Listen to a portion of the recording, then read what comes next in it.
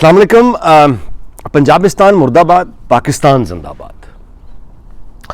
मैं ये बात क्यों कह रहा हूँ, इससे पहले मैं आपको एक थोड़ा वाक़या सुनाऊँ कि 97 से 99 तक की जो नवाज शरीफ की हुकूमत थी, उस वक्त रफ़ीक तारड़ पाकिस्तान के सदर थे। तो हमारे जो दोस्त और कुछ सियासतदान, यूँ कहिए कि अखबारों में जो बयानात पढ़ने को मिलते थे पख्तूनख्वा और सिंध और बलोच सियासतदानों के, कौम परस्त सियासतदानों के, वो यही होते थे कि मतलब इस तरह की गुफ्तगू होती थी कि पंजाब की हुकूमत है, या ये कि हमारा भी हक़ है, या ये कि अच्छा जी लाहौर में हमारे दोस्त जो मिलते थे कि जी लाहौर में तो सोने की नहरें बहती हैं, आपका तो वज़ीर आज़म भी और सदर भी पंजाब का। तो मैं ये दयानतदारी की बात है, कम उम्री थी, तो मैं सोचा करता था कि ये जो गुफ्तगू इस तरह की करते हैं, ये बेसिकली वो लोग हैं जिनको वोट नहीं मिलते, ये तवज्जो हासिल करने के लिए इस तरह की बातें करते हैं। वरना पाकिस्तान में तो कोई ऐसा सोचता भी नहीं है कि मतलब लाहौर में तो ऐसा मुझे कोई नहीं मिला पंजाब में जो सोचता हो। ये क्यों लोग इस तरह की ये बातें करते हैं, ये गलत लोग हैं। मतलब ये मेरा पहला तसव्वुर था, और ज़ाहिर है कि मेरे बहुत से भाई दोस्त पंजाब में अब भी इस तरह की गुफ्तगू सुन के ये सोचते होंगे कि ये तो गद्दार हैं जो इस तरह की बातें कर रहे हैं। यानी पंजाब में तो वही जुल्म हो रहा है। पंजाब के थाने जो हैं वो किसी और थाने से मुख्तलिफ तो नहीं है, बल्कि खैबर पख्तूनख्वा की पुलिस जो है वो बहुत से मामलों में बेहतर है पंजाब पुलिस जो सलूक करती है। तो ये समझने से कासिर है, यानी एक आम पंजाबी जहन इस बात को समझने से कासिर है कि क्यों उसको ये कहा जाता है, बलोच भाई क्यों ये कहते हैं, या पख्तून भाई क्यों ये कहते हैं, या सिंधी भाई क्यों ये कहते हैं, क्यों ये कहा जाए गिलगित बल्तिस्तान के लोग ऐसा क्यों कहते हैं पंजाब, हम तो जलील हो रहे हैं, वैसे ही भूखे मर रहे हैं, वही हमारा हाल है। तो यानी एक आम पंजाबी जहन की मैं आपको बात बता रहा हूँ। ये बाद में, यानी मैं आपको, मैं भी ऐसा सोचा करता था 20-21 साल पहले। बाद में ज़ाहिर है कि फिर मुशाहिदे ने, तजुर्बे ने, और ख़ास तौर पे सफ़र ने, यानी जब आप मुख्तलिफ़ इलाक़ों में पाकिस्तान के सूबों में जाते हैं, आपकी दोस्तियाँ होती हैं, आप मुशाहिदा करते हैं, ये मुझे उसने बताया, समझाया कि ये बात तो ठीक है।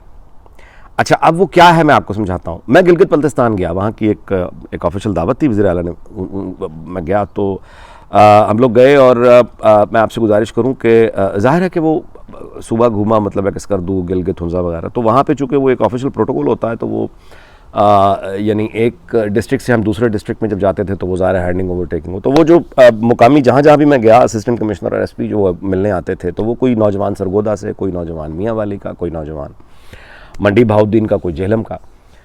तो मैंने कहा आप यहाँ, मतलब है कि यहाँ के मुकामी लोग मुझे नज़र नहीं आ रहे। तो वो मतलब उनके मुख्तलिफ जवाब थे कि नहीं, बस मतलब ज़ाहिर है वो क्या जवाब दें। तो फिर मैंने वहाँ का एक मुकामी प्रोटोकॉल अफसर था, मैंने उनसे पूछा, मैंने कहा यार आप लोग कि अपने जो, मुझे गिलगित बल्तिस्तानी कोई अफसर नज़र नहीं आ रहे, कोई ज़्यादा एसपी या कोई असिस्टेंट कमिश्नर वगैरह, ये क्या मामला है। तो उसने कहा कि जनाब बात मिला ये है कि ये तो खैर आप छोड़ें, हमारा चीफ सेक्रेटरी भी मोस्टली पंजाबी ही होता है। और उससे अगली बात उन्होंने जो बताई, जिससे मैं बहुत हैरत हुई मुझे, वो कहने लगे गिलगित बल्तिस्तान में 7 ज़बानें बोली जाती हैं, जिनमें से एक ज़बान भी सेक्रेटरी टूरिज़म को नहीं आती, क्योंकि वो पंजाबी है, और वो हमारा सेक्रेटरी टूरिज़म है, यानी जिसने हमारा प्रमोट करना है कि लोग यहाँ पे आए। और चीफ सेक्रेटरी का उन्होंने बताया कि जो आमतौर पर पंजाबी होता है, इस्लामाबाद से कंट्रोल होता है। तो जो वज़ीर आला, जो हाउस हमने एक बना रखा है, वज़ीर आला नाम रखा हुआ है, वो फॉरेस्ट वालों को एक छोटा सा एक गेस्ट हाउस है, वहाँ पे वज़ीर आला हाउस बना रखा है। अलबत्ता चीफ सेक्रेटरी का जो सरकारी बंगला है, उसका जो सिर्फ लॉन है वो 14 कनाल पे है। अच्छा, उसके बाद अब आप सिंध में जाके देख लीजिए, यही बलूचिस्तान में और यही पख्तूनख्वा में। और मैं अब आपको एक दूसरी मिसाल देता हूँ। मारियाना बाबर एक बड़ी रिस्पेक्टेड और सीनियर सहाफ़ी हैं, पख्तून हैं, और मतलब ये कि उन चलता फिरता पाकिस्तानी आप उन्हें कहिए, मतलब है कि कोई उन पे, यानी आप इस तरह का इल्ज़ाम नहीं लगा सकते, खुदा ना खास्ता। GHQ को बिल्कुल साथ उनका घर भी है। उन्होंने पिछले दिनों एक ट्वीट किया, और वो ये था कि अब्दुल वहीद काकड़ के बाद क्या बात है कि पाकिस्तान आर्मी का कोई चीफ जो है वो पख्तून नहीं होता, सारे के सारे पंजाबी चले आ रहे हैं। तो ये, और साथ उन्होंने कमेंट किया कि अगर राहील शरीफ की जगह कोई पख्तून आर्मी चीफ होता तो वो MBS के, यानी मोहम्मद बिन सलमान के जूते इस तरह से ना चाटता जिस तरह से राहील शरीफ ने चाटे। अच्छा, अब ये है वो, अब यहाँ मैं आपको समझाने की कोशिश कर रहा हूँ कि जब हम तो ये सोचते हैं ना कि ये कोई यानी पकौड़े बेचे जा रहे हैं या कोई अहमियत हासिल करने की यानी बात हो रही है, ये गलत है। वो ठीक कह रहे हैं, परसेप्शन यही है। हम और आप वहाँ पे यानी जितना मर्जी जलील होते रहें, लेकिन वो गुर्बत और वो धक्के खाने के साथ साथ वो अशराफिया जो हम पे रूल कर रही है, देखा अब आपने इसके नताइज क्या होते हैं। ये सिर्फ महंगाई नहीं है, ये मुल्क की सालमियत के ख़िलाफ़ हो जाती है। ये नीम आमरियत, ये हाइब्रिड निज़ाम, यानी डंडे का और बंदूक का, यानी यानी सहारा लेकर जब आप मुल्क को डंडे पर चलाते हैं तो उसके परसेप्शंस ये अफराज से आप खटक जैसा आदमी, आप अंदाज़ा लगाएं। मुझे याद है कि ग़ुलाम मुस्तफ़ा जतोई मरहूम मतलब वो चलता फिरता पाकिस्तान थे, और नवाज़ शरीफ ने जब 97 की जो असम्बली थी उसमें एक 14वीं तरमीम के नाम से जब उन्होंने अमीरुल मोमिनीन बनने की एक वो अटैम्प्ट की, तो ग़ुलाम मुस्तफ़ा जतोई मरहूम ने कौमी असम्बली में आके कहा था कि पंजाबिस्तान नामंजूर। मतलब आप अंदाज़ा लगाइए कि ये एहसास, अच्छा इसका मतलब ये है कि वो लोग जो बुनियादी तौर पे हम पर काबिज़ हैं, आप कभी गौर करें ना, खुद गौर करें, यानी क्या ज़रूरत है अब भी एक और कमांडर पेशावर पंजाबी जाए? क्यों? बलोचिस्तान संभालने के लिए पंजाबी कोर कमांडर क्यों? कराची में पंजाबी कोर कमांडर क्यों? हमेशा ही क्यों? मतलब वैसे तो ठीक है, लेकिन हमेशा क्यों? मतलब ये कि ये बाकी जो हमारे इनके पास इंपॉर्टेंट पोजीशंस क्यों नहीं आती? अब्दुल वहीद काकड़ के बाद कोई पख्तून जनरल जो है वो इस काबिल नहीं था चीफ ऑफ आर्मी स्टाफ बनने के लिए। कोई सिंधी जनरल आज तक क्यों नहीं मतलब बना, क्यों नहीं? एक सवाल अपने आप से करें। हज़ारा हैं, ठीक है, जनरल मूसा, उनके बाद कौन है? ये ठीक है कि याया खान अयूब खान पख्तून थे, लेकिन अब इस बात को ज़माना भी था।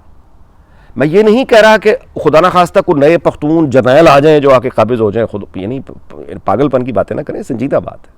ना मैं कोई इस तरह फसाद को हवा दे रहा हूँ, ना मैं कोई और, मैं कह रहा हूँ कि ये दर्दमंदी से इस बात को सोचें और समझें कि जब चंद लोग अपनी बंदूक उठा के आते हैं तो उस जब वो एक साल यानी मुल्क की सालमियत ख़तरे में इस तरह पड़ती है कि यानी जो एक तरफ का जुल्म सहने वाला है वो, अब आप जमहूरियत पार्लिमानी निज़ाम में इसका बंदोबस्त क्या है? सेनेट, अच्छा ये जो पिछले 20-25 साल में ज़ाहिर है कि बच्चे आए दुनिया में, उनको तो खैर क्या पता, ये जो अपना एक ये जो बेबी प्लांट कह लीजिए आप, या ये जो ड्रोन वो अपना क्लोन्ड सहाफ़ी जो निकले हैं पिछले 20 सालों में, इनके भी ज़्यादातर के इल्म में नहीं है। तो मैं गुजारिश आपको कर दूं कि सेनेट जो है बुनियादी तौर पे वो इन महरूमियों के लिए एक बाकायदा आइन में इदारा है कि ये एहसास पैदा ना हो। नेशनल असम्बली देखिए, कौमी असम्बली जिसे लोअर हाउस कहा जाता है, यहाँ पे लोग बराह रास्त यानी इंतखाब के ज़रिए आते हैं, मुंतखब होते हैं।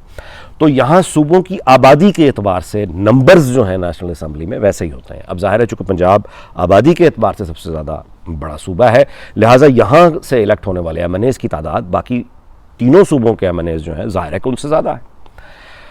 तो अब ज़्यादा ताकत रखने वाले नेशनल असम्बली में जब पंजाब के लोग बैठे होंगे, फिर उसके बाद सिंध है, फिर पख्तूनख्वा है, फिर बेचारा नीचे बलोचिस्तान है, तो अब ये जो ज़्यादा आबादी वाले बैठे होंगे, वसाइल और पैसा तो सारा ये ले जाएंगे, ताकत भी सारे छीन के ले जाएंगे ये, क्योंकि ये अक्सरियत में है और ये कुदरत का कानून है, इसका पाकिस्तान से कोई ताल्लुक नहीं है। अक्सरियत जहाँ भी होगी वो यानी हमारे तरह की मिजाज की, यानी जो भी अंडर डेवलप्ड सोसाइटीज़ हैं, तो वहाँ वो अशरफिया यानी ज़्यादा जो लोग में तादाद में होंगे वो छोटे का हक जो है वो छीन के खा जाएंगे।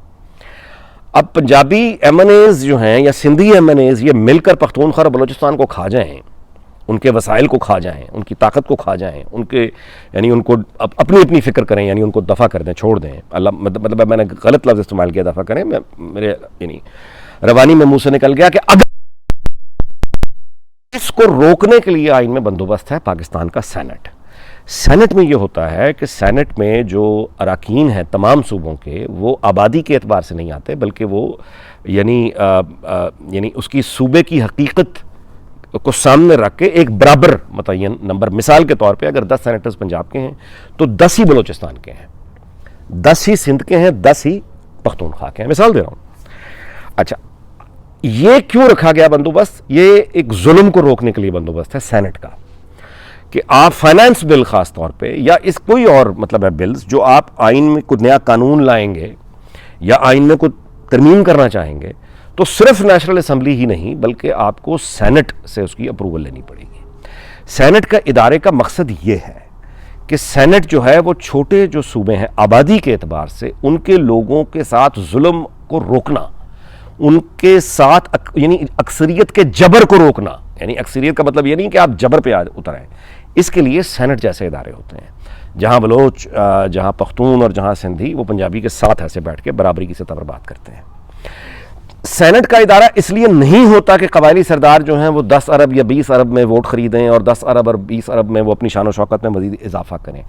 सेनेट का टिकट जो है वो इसलिए नहीं होता कि आप अपने वफादार लोगों को सिर्फ नवाजते रहें, पर्क्स एंड प्रिविलेजेस के लिए, ताकि वो दुनिया भर की सैरें करें और एक उनके नाम के साथ आ जाए कि जी सेनेटर साहब 6 साल। ये प्रिविलेजेस, ये पोस्टिंग, ये यानी उस तरह की प्राइज नहीं है। सेनेट का इदारा एक निहायत अहम इदारा है।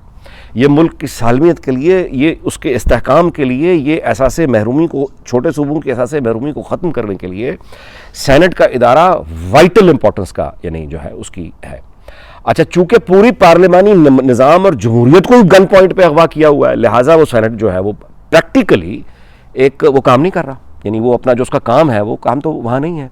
नेशनल असम्बली में जाहिर है कि वहाँ भी कोई बहस नहीं है, क्योंकि हाइब्रिड निज़ाम है ना, वो तो वैल्यू ही कुछ नहीं। अब आप जमहूरियत को गाली देना चाहते हैं, दें। आप नेशनल असम्बली को या सेनेट को भी बुरा भला कहना चाहते हैं, चोर, डाकू, अवान, ये वो जितना मर्जी करें, लेकिन एक बात ज़रूर समझ लें कि मौजूदा सेनेट जो इस वक्त आप देख रहे हैं या मौजूदा नेशनल असम्बली जो इस वक्त आप देख रहे हैं, ना तो ये नेशनल असम्बली उस स्पिरिट के मुताबिक है जो आइन में दर्ज है, ना ही ये सेनेट वो सेनेट है जिसका दरअसल आइन में जिक्र है। यानी आप इनको ज़रूर, मैं भी आपके साथ मिलकर बुरा कहता हूँ, ये सेनेट या ये नेशनल असम्बली ये जाली है, ये जाली मैंडेट है, ये बिल्कुल काबिज लोग हैं, इनका कोई, ये तो स्टूज हैं बेसिकली, ये तो चमचे हैं, मतलब ये तो बेसिकली जूनियर आप यूँ कहें ना पार्टनर हैं।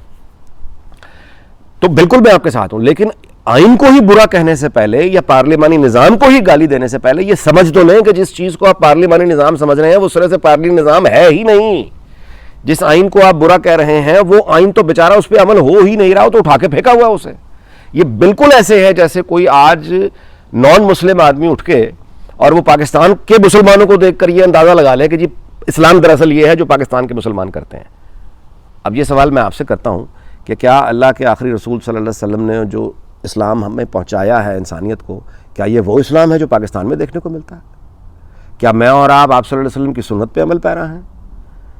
क्या हमारी मसाजिद जो हैं वही पाकिस्तान की मसाजिद वही काम कर रही हैं जो कि आप सल्लल्लाहु अलैहि वसल्लम के ज़माने में और उसके बाद भी आप यूँ समझें कि मसाजिद में होता था? यानी क्या हमारे मदरसे जो हैं वहाँ पे दीनी तालीम दी जा रही है?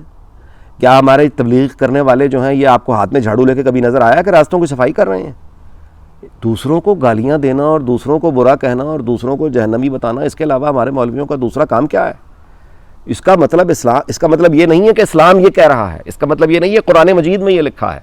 कुरान मजीद में लिखा है झूठ मत बोलो, सबसे ज़्यादा हम बोलते हैं। कुरान मजीद में लिखा है किसी की जान, माल और आबरू पर हमला मत करो। हमारे यहाँ सबसे आसान ये काम है, जान, माल और आबरू क्या, यहाँ तो पूरी कौम की जान, पूरी कौम की आबरू, पूरी यानी कौम, पूरे मुल्क के माल पे जो है वो डाका मारा जाता है। तो अब इसका अगर मतलब ये कोई समझे कि कुरान मजीद में ये लिखा है खुदा न खास्ता, तो वो खुद जाहिल है। लिहाजा ये मौजूदा जो निज़ाम है, बस इस वीला को इस बात पे ख़त्म करते हैं कि हमें अगर पाकिस्तान को देखिए, ये आवाज़ें उठ रही हैं, ये ठीक नहीं है, ये एक दफ़ा पहले हो चुका है, ये दोबारा भी हो सकता है। पंजाब के रहने वाले मेरे दोस्त, मेरे भाई, ख़ास तौर पे इस बात को सुने कि जो हमारे बलोच भाई और पख्तून भाई और सिंधी भाई, ये हज़ारा जो अपने जनाजे लेके बैठे होते हैं, ये बलोच जो लापता यानी अफराद के पीछे चलते फिरते हैं, ये हम यानी पंजाबी जहन ठीक है, ये सोचेगा कि हम तो खुद असी तो आप मरे पे हैं यार, खानू रोटी नहीं, पेट्रोल पवानू पैसे नहीं, फीस देनू पैसे नहीं, नौकरी कोई नहीं, रिश्वत तो बगैर काम कोई नहीं होंदा, असी तो आप मरे पे हैं तो ये सानू कहते पे ने। ये बिल्कुल ठीक है, ये मतलब आप ये सोच सकते हैं, लेकिन थोड़ा सा यानी ब्रॉड करके अपने पर होने वाले जुल्म के साथ इस बात का इजाफा कर लीजिए